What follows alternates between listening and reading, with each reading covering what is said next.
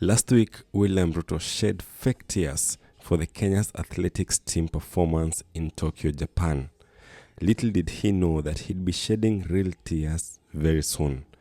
Because what does it mean when heavy military and police presence is spotted at Lee Funeral Home, the very place where Kenya's greatest statesmen are laid to rest? What does it mean when Raila Odinga, a man who has dominated Kenyan politics for over 4 decades, has been missing from the public eye since September 22nd, with whispers of hospitalization both in Nairobi and abroad? What does it mean when Twitter posts start painting pictures of a post-Raila Kenya, some celebrating, some mourning?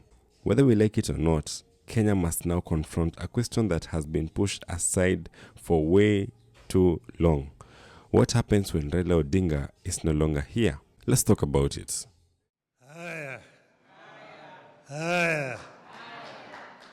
You see, for over 40 years, Raila Odinga has been at the heartbeat of Kenya's opposition. His name was Resistance. His rallies shook government. His voice carried the frustrations of the poor, the betrayed, and the forgotten. But today, as health rumors increase, Kenya stands at the edge of a reality we've never truly prepared for. A future without Raila. Let's paint the picture clearly. Odinga is ODM, and ODM is Raila Odinga. First of all, let us look at ODM without Raila Odinga. ODM is Raila, Raila is ODM. For decades, he has refused to crown a successor. Doctors Ria! Yeah! Doctors Ra! Yeah! Doctors Tibim! Doctors Tialala! Yeah! He held the party in his hand, never allowing anyone else to rise to his level. And some politics now. A meeting held by Embakasi East legislator Babu Owino on Saturday in Kondele, Kisumu, has reportedly sent shockwaves within the Orange Democratic Movement, the ODM party, a possible indication that the youth may be taking over the party. The old guards within the party are in a rush to kill the new Babu Owino flame. If he were to face his demise today, ODM would shatter. The Luo community would be left without a kingpin. Sifuna, Wandai, Junet, even Winnie Odinga, none of them can carry the magic, the trust, or the cross-country influence that Raila had. You look at people like Opiyo Wandai now being brought into the limelight. Buru says, look, this guy, he knows Raila's moves. He's the most suitable one to take over. He's the minority leader. Does he have that character? ODM could shrink into a regional shell of itself, the way KANU crumbled after Moi or Jubilee after Uhuru.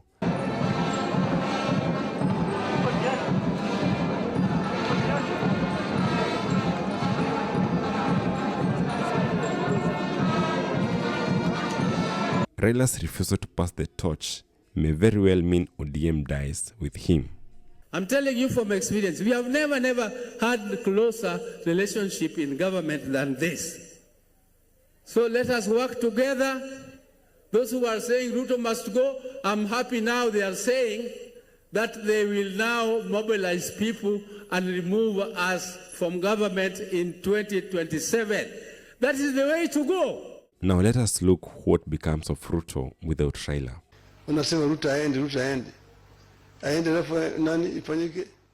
Raila to Ruto has been more than his rival. He has become his shield.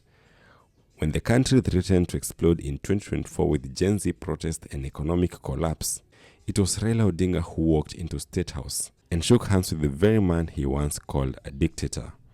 That handshake saved Ruto's falling empire.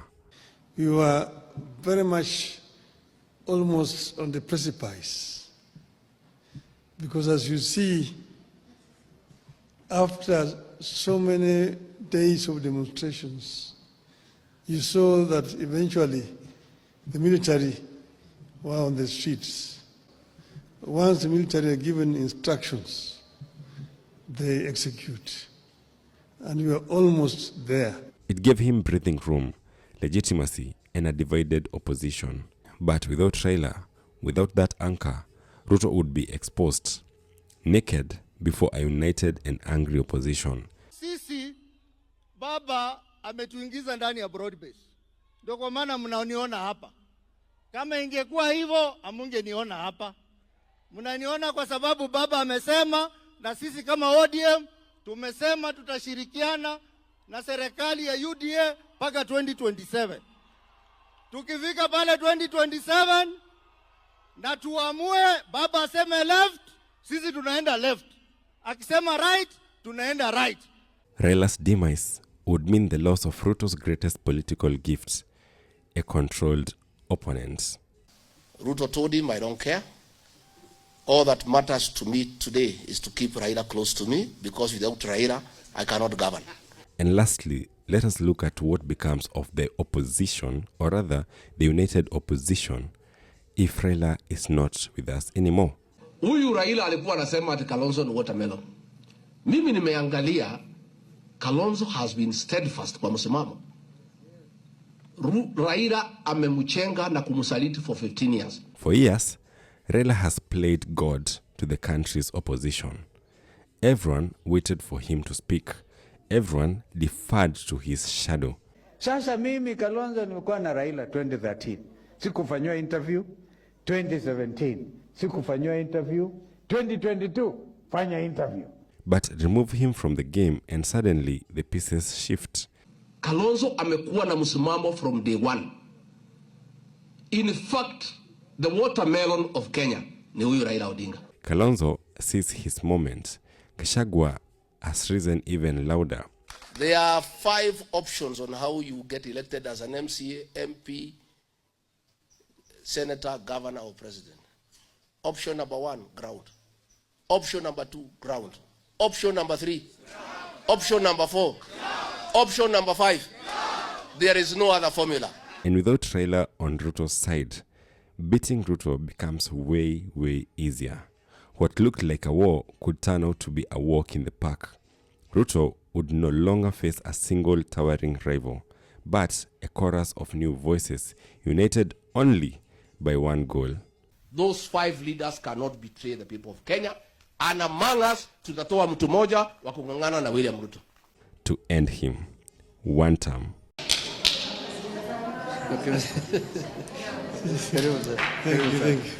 Thank you. Now, even as we close this video, we must make something very, very clear. There has been no official statement on Raila Odinga's health. Rumors are just that, rumors. But the movements at Lee Funeral Home, the silence from Raila, and the whispers of hospitalization force us to confront a truth we've ignored for too long. Raila Odinga will not be here forever. And Kenya must prepare for ODM, for Ruto, for the opposition, and for the nation itself. Life without Raila will change everything. The question is, are we ready? And even as we end this, let me read for you guys a tweet by one Maverick Aoko. She says, Ayatollah is alive, critical but breathing. He's been drinking with Akina Sudi. Who knows if they did Orengo on him? By that she means there was allegations that Orengo had been poisoned by Ruto's team some months ago. She continues to say, man plans, God manifests. Ruto has been banking on low votes after screwing Murima. If anything happens to Raila, tuone kama atapata hata kura mbili Nyanza, which if we translate it simply means the end of Raila or Raila's demise would subsequently mean the end of Ruto's reign. Subscribe.